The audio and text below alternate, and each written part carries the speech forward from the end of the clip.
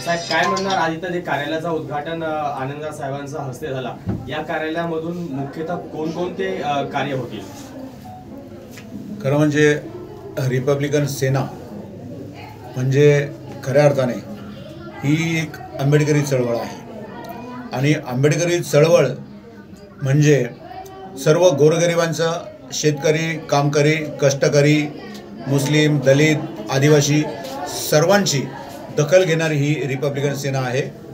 आणि आंबेडकरी चळवळीमध्ये जे काम केलं जातं ते सर्व प्रकारची जी कामं आहेत, दुःखितांचं, त्याचप्रमाणे जे कष्ट घेणारे आहेत, जे अन्याय ज्यांच्यावर झालेला असतो, कारण या देशामध्ये पदोपदी दलितांना, मुस्लिमांना कुचललं जातं, त्यांच्यावर जो होणारा अन्याय, या अन्यायाला ठळकपणे आणि सडेतोड असं उत्तर देण्यासाठी रिपब्लिकन सेनेची निर्मिती आदरणीय सरसेनानी माननीय आनंदराज आंबेडकर साहेब यांनी केलेली आहे।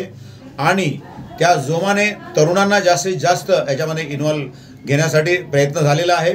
आपण पाहिलं या ठिकाणी की समता सैनिक दल स्वतः उपस्थित होतं आणि स्वतःची सुरक्षा ही स्वतः करण्यासाठी रिपब्लिकन सेना केव्हाही सज्ज आहे। याप्रमाणे सर्व समाजाची विविध प्रकारची कामं, विविध प्रकारचे सामाजिक विकासाची कामं आणि जी समजा औद्योगिक बाबत असेल तर औद्योगिक बाबतसुद्धा काही कामं हातात घेतल्याशिवाय रिपब्लिकन सेना स्वस्थ बसणार नाही।